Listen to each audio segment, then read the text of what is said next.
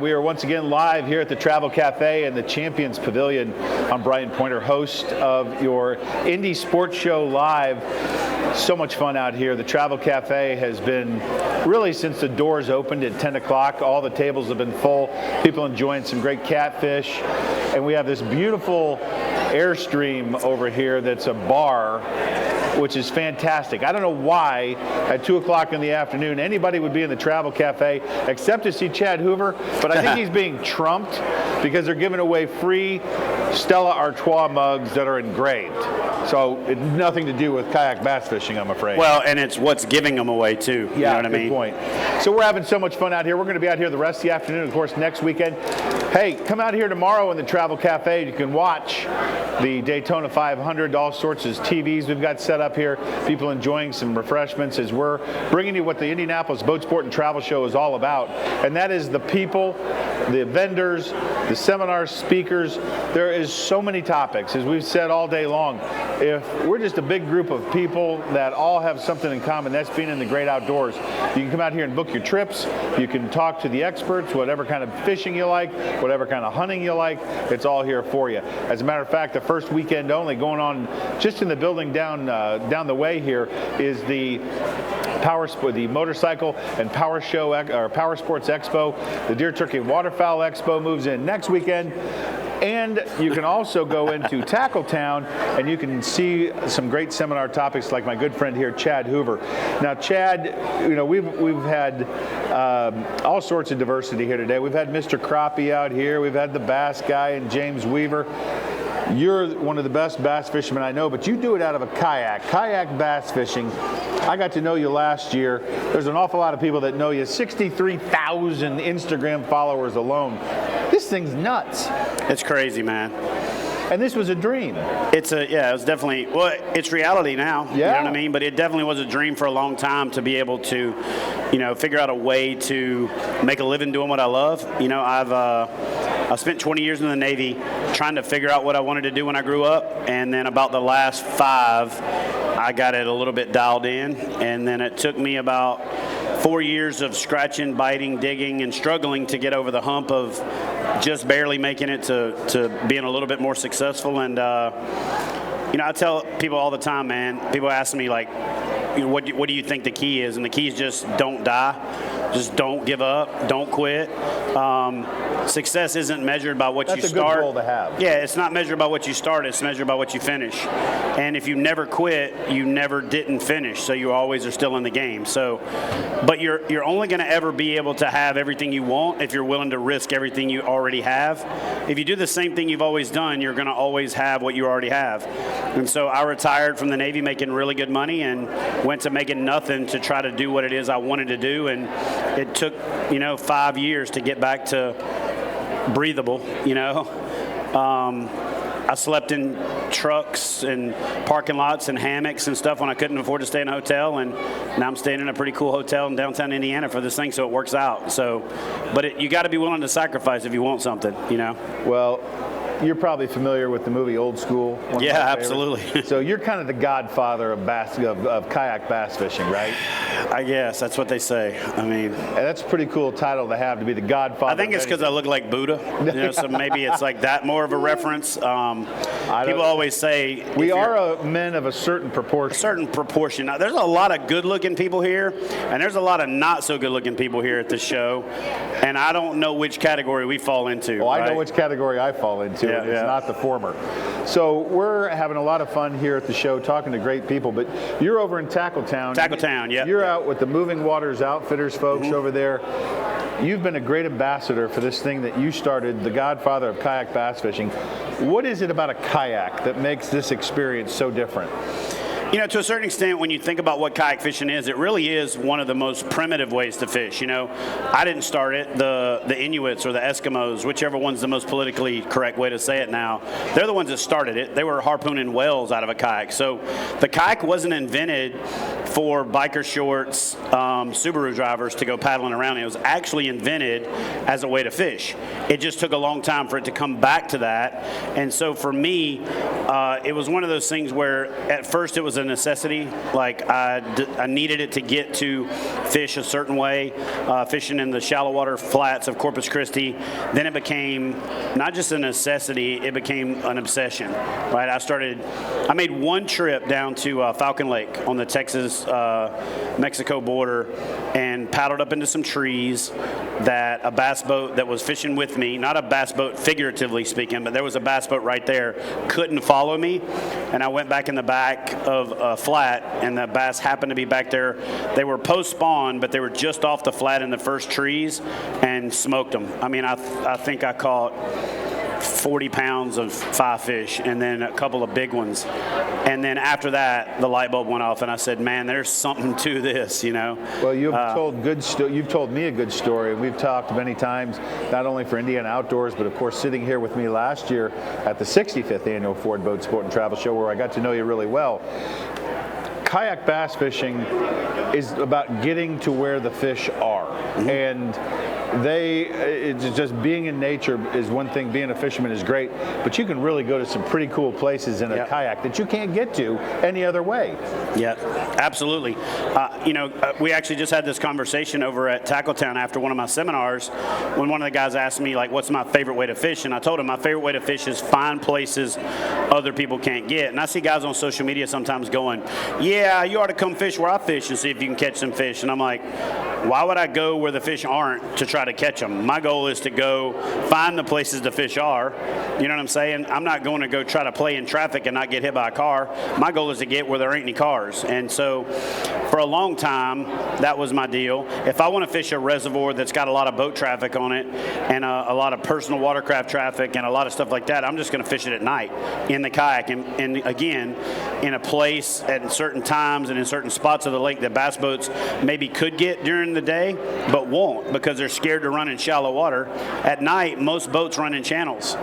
They need channel markers and they need, clear paths. So it gives me all the flats and all the grasses and all the backwater lily pad sloughs and things like that all to my own. And so I like catching them where others can't.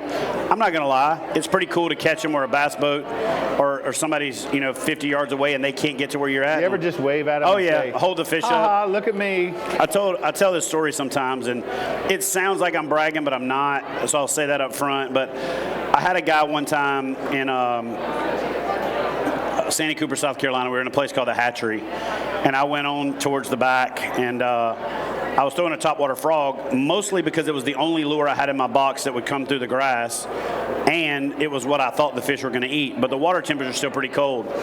And this guy hollered at me. It was mid to late February, early March, and he's like, man, I ain't going to hit that frog till about April. I said, all right, thanks, man, and I kept fishing. About 15 minutes later, I caught a 9.6, 9.7, a fish just under 10 pounds. I held it up and I said, hey, man, somebody needs to tell this fish it ain't April. And he Spring came early. Yeah, Spring he kind of threw his hand down, and then I paddled past him about 45 minutes later as I was coming out of my flat going to another spot, and he took his hat off and he said, man, I'm going to be honest with you. Here I sit on top of $70,000 worth of bass fishing machinery, and I just watched you hand me my butt on some Tupperware. I love it. That's good. You're a military veteran, and that's been a theme today. We've had 3 other guests that have been, their earliest careers were in the military, so thank you for your service. Thank you. But you're a TV personality, you're a YouTube sensation, you're voracious on YouTube, and I love to watch your teaching stuff. Thank you, man. You're an author. You're the godfather of kayak bass fishing, but I got to take you back.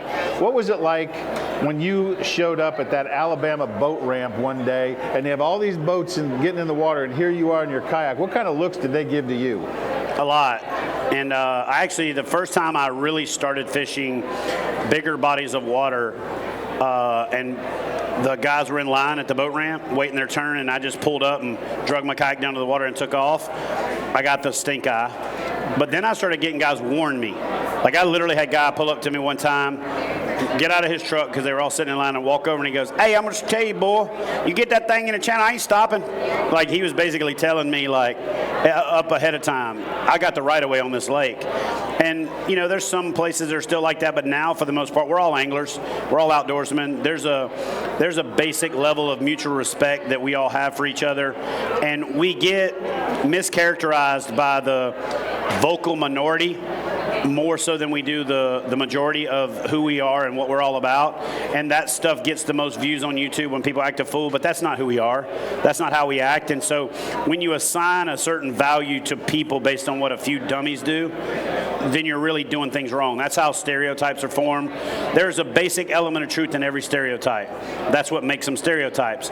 But if we avoid stereotypical behavior, we start to diminish that stereotype. So now guys walk over and they start asking me like, dude, that's a cool looking boat, man. You know, is that a dang HDS depth finder? You know, that kind of stuff. And it's more conversational now. So early on it was awe and shock. And then it was mire, like, you better stay out of my way. Now it's a mutual respect and an admiration. And more importantly, it's a lot of aspiration. Guys are like, dude, I need to get me one of them, you know? Well, you've always said, and you even mentioned it a little while ago, you know, the $70,000 worth of gear doesn't catch fish. Anglers catch fish, and you want to go to where the fish are. Yep. So it's pretty elementary, and I think you've done things the right way. I know you're proud of the book you wrote. Tell us about that.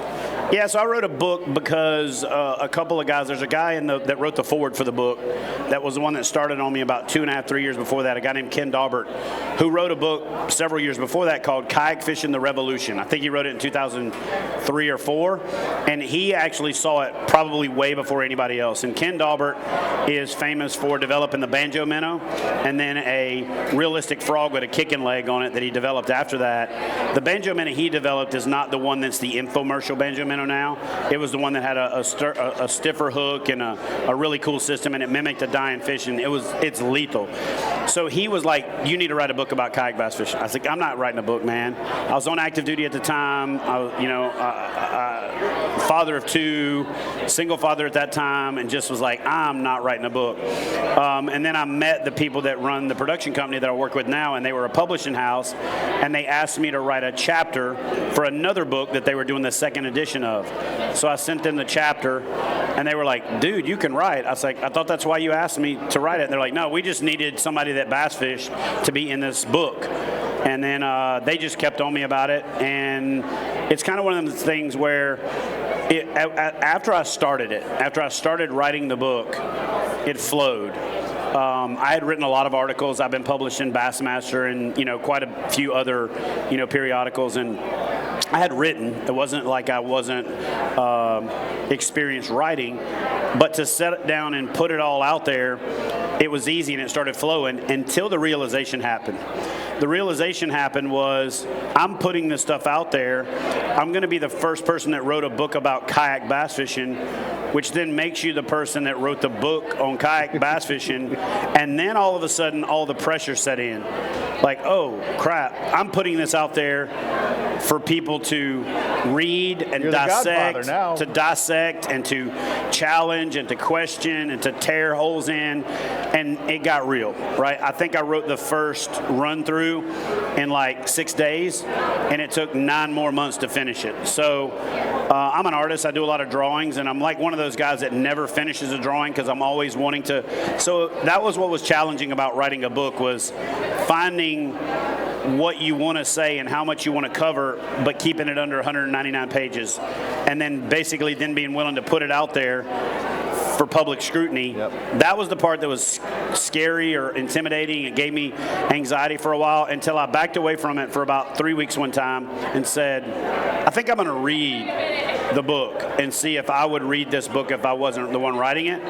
And after I read through it the first time, I was like, oh my God, there's so much junk to the flow. But then I realized by stepping back away from it for a minute how it needed to flow better. I rejuxtaposed kind of the topics, and I put it in a natural flow like I had done in seminars for years. And I think it came out pretty good. And even though the pictures are old and the concepts are outdated now with the advancements in kayak fishing, I think it stood the test of time pretty well from a theory and practical application standpoint, and I'm pretty proud of that. Let's talk about that for a second, because there's a lot of myths about kayaks, and everybody knows a big guy like me can't get in a kayak, right? No. That's why I'm the poster boy for anybody can do this.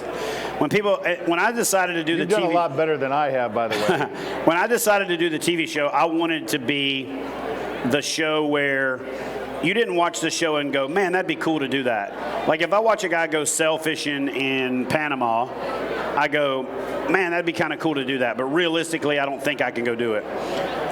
If I watch a show where Superman flies, I'd be like, man, it'd be nice to fly, but I don't think I can do it. But when you see a fat redneck and a piece of plastic paddling through a lake that looks like the lake right down the road from your house. That's a generally accepted term in the travel cafe. It's a term of endearment. Exactly. But when you see that happen and you see that guy who looks like you, who acts like you, who talks like you, makes jokes like you, in a place that looks like the place right down the road from your house, it's not just aspirational where you go, man, I'd like to do that. It's inspirational. You go, oh, I could do that. And I love it when guys walk up to me and go, dude, I got into kayak fishing because of you. If I wouldn't have seen your big butt in a kayak, I'd have never thought I could do it. And so I'm trying to lose weight now. I've lost 80 pounds since we last saw each other. And now, not better than me. But I'll still always be that guy to be able to refer back to it. Go, nah, man, I was 346 pounds at one point, and I was standing up in the kayak and walking around on it. And, not every 346 pounder can stand up on it, but not every 130 pounder can stand up in it either. But for the most part, the kayak evolution and the design of the evolution of kayaks has gotten to the point where now, you used to have to think about it. Now you don't have to think about it. You just stand up. One of the things that you're doing out here, talking about, we're going to get to some more myths, but all of those are debunked when you go over to Moving Waters Outfitters and you see the pool. They got a big ass pool over there. Yep. And you can see, feel, and That's touch. what we call it, the big ass pool. That's like the official name. It's kind of like those big ass fans. That's a brand name, by the way. TM. So you can go over there and people look at you and they say, okay, well, if you can do it, I can do it. Yep. This is how you do it. What are some of the other myths about a kayak? It's expensive. Well, I'll tell you one myth because of the evolution of kayak fishing that I like to debunk by talking about where we were when I started 23 years ago and where we are now. Kayak fishing's gotten too dang expensive. I hear that all the time. Well, no, there are expensive kayaks, but when I started kayak fishing, most fishing kayaks were between $699 and $1,099. $1,100 was that top end back then. But there was 4 kayaks under $1,000 back then. Now, there's 14 models of premium fishing kayak with better features than we had 23 years ago for that same price point. So there's now more kayaks under $1,000 than there was when I started 23 years ago, and there's better kayaks under $800 than there was. That same kayak that was $1,100 20 years ago, 18 years ago, is now a $600 rebranded, $400 rebranded model that they put another name on and sell to Dick's Sporting Goods. So the whole argument that kayak fishing has gotten too expensive is kind of that's if you're only looking, that's like saying cars have gotten too expensive by looking at Lamborghinis, right? There's still Fiats and all the lower end stuff, and then there's everything in the middle. We just gotten to the point now where kayak fishing is mature enough that there's the upper end, the middle, the bottom, and there's a lot of different options, but there's way more price point, affordable, and even cheap kayaks now than there ever was before. We're visiting with Chad Hoover, the godfather of kayak bass fishing. I love to keep saying that. But let's talk about how things have evolved, especially with your baby, KBF. Because KBF has taken gigantic leaps forward. Started with a virtual tour. Tell us about where it is today. It's mind-blowing. Yeah, so we're rolling into our 11th year. We started in 2009 as an online-only series. We called that the Challenge Series. And we did that for about 4 or 5 years. And then in 2012, we had our first live tournament. 2013, our second live tournament, and then every year it's just gotten better and better since then. We started the national championship concept where we have a big tournament series that you have to qualify through smaller satellites around the country. And 2016, we're rolling into the 4th one, and no, we're rolling into the 5th one. It's crazy. And we paid out over $100,000 to one. We paid out, we backed up because a lot of the anglers didn't like the $100,000 grand prize and then dropped down to like 20 for second. They wanted a more of a gradient. Scale. So the second year we had less anglers, but we still guaranteed $50,000. We had about $40,000 in bonus bucks eligible. The top angler who's actually at this show will be on the seminar stage with me at 3 o'clock dock over in Tackletown. A guy named Mike Elsey, who's from Indiana, ironically enough, won the national championship last year on Shreveport, Bossier City, and all the surrounding lakes. And he won a $50,000 first place guarantee and took up on another $23,400 in bonus bucks. So he won $73,400. This year on Gunnersville, April 2nd through the 4th, the guarantee is $75,000, but there's another $60,000 in bonus bucks available. But the most that one person could win is $130,000. I know you are so proud of KBF, as you should be, because you're truly an example of someone who's taken a dream, scratched, clawed, slept in trucks and everything else to get to where you are.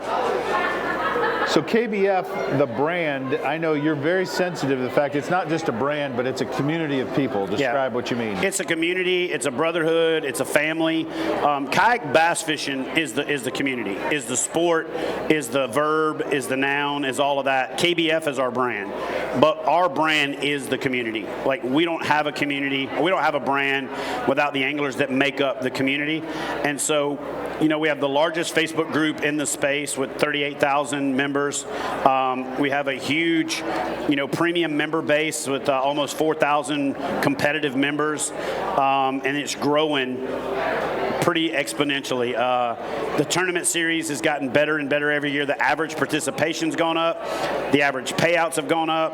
We do an event that we consider the most elite event in kayak fishing, not because we appointed it ourselves, but because the anglers did, called the 10. And that takes place down in Kissimmee, Florida. It took place about 2 weeks ago. And that's the top 10 anglers in the Angler of the Year standings from the year before that come down, and we put them up in a mansion. We take care of all their expenses. We give them a prize pack from our sponsors, about $3,000. They go fishing for 2 days, 5 fish each day for a best 10 fish aggregate. So it's the 10, fishing for 10 fish for $10,000. When we started it, it was a winner take all $10,000 deal. Now it's graded from first place down to 10th place, and we paid out over $31,000 this year to the 10. So with these increase in participation and money, that must mean the sponsors have bought into this, and the people and the groups and the people that are out there. Not only have the sponsors bought in, but the anglers have bought in at every level, from the recreational angler to the enthusiast, to guys that are fishing pro tours, to guys who are established pro fishing celebrities are now looking at kayak fishing. But if you want to measure something about whether it has succeeded, it's when whatever the benchmark organization in that sport is, recognizing it. And this year, Bassmaster, the company, the brand, Bassmaster announced their Bass Nation Kayak Series. Hobie had done it the year before that. And so now that there's multiple tours, it shows that the sport has arrived. It shows that the granddaddy of them all, the true godfather of bass fishing tournaments, has given a nod to the fact that kayak fishing is worth. They don't have a John boat series. They don't have, even an aluminum boat series. They said, we are going to do a kayak bass series. In fact, I'm fishing in that series myself. I can't fish my own series, so I'm going to fish in that series. So to me, not only have the non-endemic and the endemic sponsors bought in, but even the biggest organization in the game has bought in, and they've got sponsors to buy in on their side as well. So it's now going to hit that snowball effect, So we visited here just a little while ago with Wally Marshall, known as Mr. Crappie. Mr. And I asked him, I said, do you consider yourself to be the best crappie fisherman that ever lived? And he was very humble in saying that he didn't. I'm not going to ask you that same question about kayak bass fishing, because there's a ton. You're just a bass fisherman. You just do it in a different medium. But with what you've built with KBF, the community, the brand, the tournaments, the winnings, the sponsors, do you feel like you've kind of done it all? What's left to do? I'm a serial entrepreneur, right? I love building brands, and I love helping other people achieve their dreams. So I'll answer the question you didn't ask me as if you asked me, because here's the reason. I'm not the best bass fisherman that I know. I'm not even the best kayak bass fisherman in this building. Mike Elsey's on the other side in the native booth, and I'd hate to fish against that guy, right? So what I am is the luckiest dude who was in the right place at the right time with the right God-given talents and skills and stubbornness to not quit, who got put in a position to be lucky to be able to do what I do for a living. And now what I want to do, what the next frontier for me, is to open doors up where other guys can do that, where other gals can do that, where I want to create a series where at least 50 anglers can make a living fishing from kayaks 100%. So that is the next frontier. So no, I've not done it all. I haven't accomplished what I really set out to accomplish, which is to create a sector of the sport where 50 to 60 plus anglers can sustain themselves, and a lot of other anglers at the enthusiast level or the prosumer level can make enough money to offset the cost of doing it. But I want 50 plus anglers to be able to make a living kayak fishing. And until I've accomplished that, whether that's me pushing the envelope where Bassmaster has to do more or push the envelope where Hobie has to do more, the way I look at it is the harder I push the envelope, the more they have to compete with me, the more I have to compete with them. When competition happens, consumers win.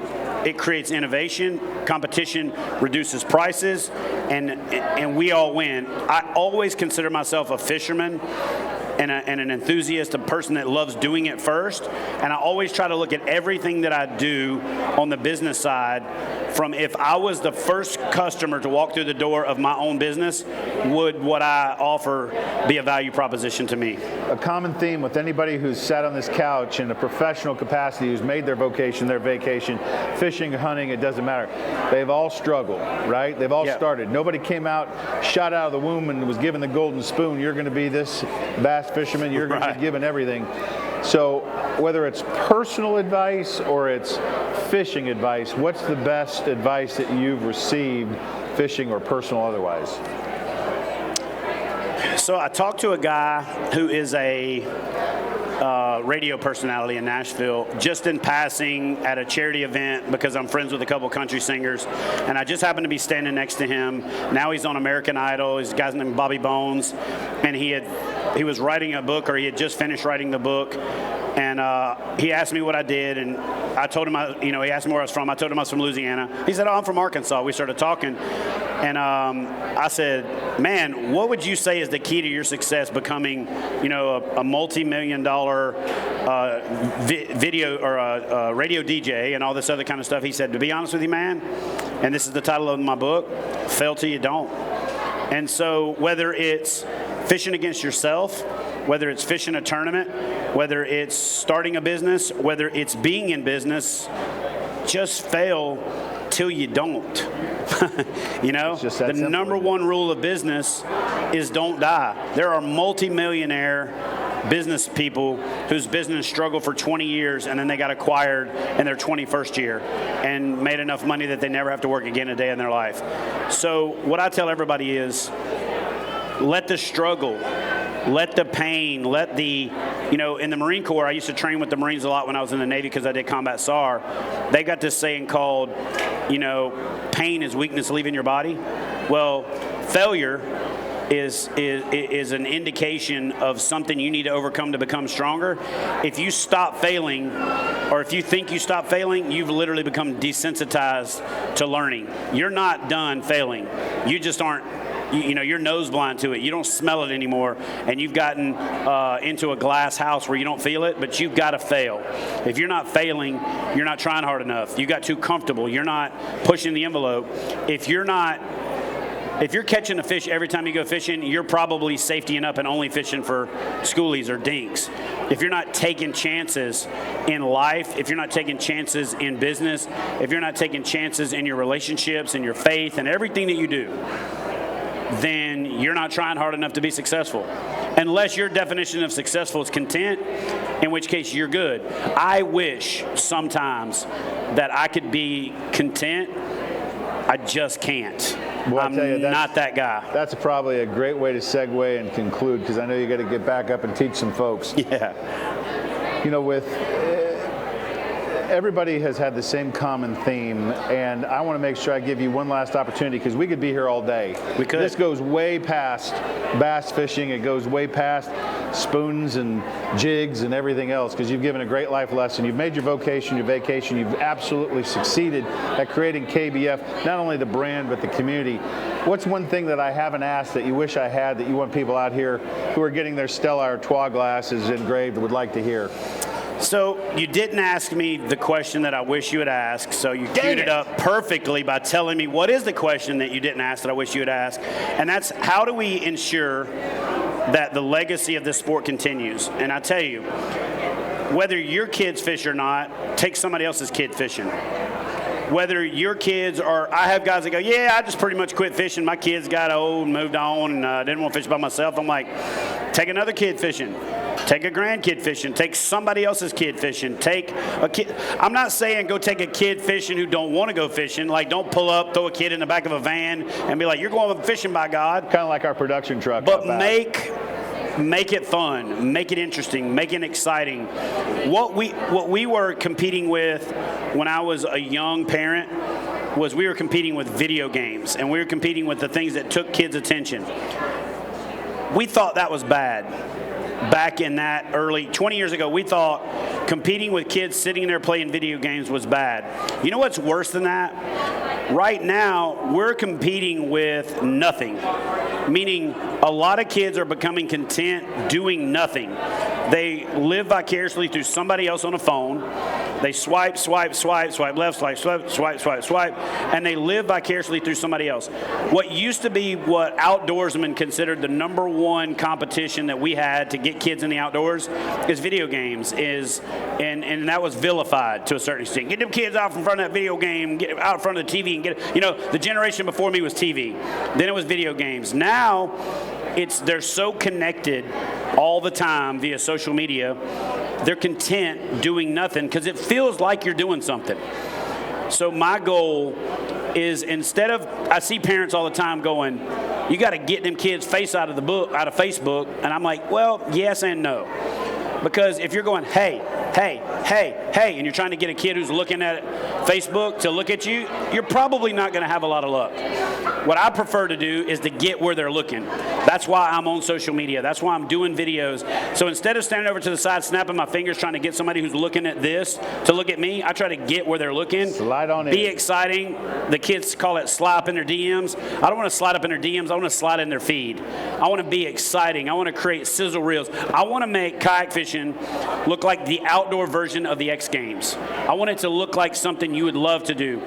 Every form of fishing I ever did before I fished out of a kayak was like fishing in black and white, and fishing out of a kayak is like fishing in like vivid color IMAX 3D. You know what I mean? It's actually more 5G. like it's like 4D. It's 5G. Well, that's cell phones, but like 3D is like, it looks 3D. They got this new thing called 4D experience where it sprays water on your face and you smell stuff and all that because it's a fourth dimension.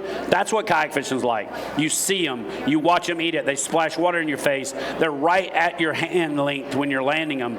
So to me, what I would tell parents is, or young teenagers or young adults is, and I tell kids the same thing. If you want to go outside, tell your parent you want to go outside. Force them to go outside. Make them follow you. Dare them to get more active with you. So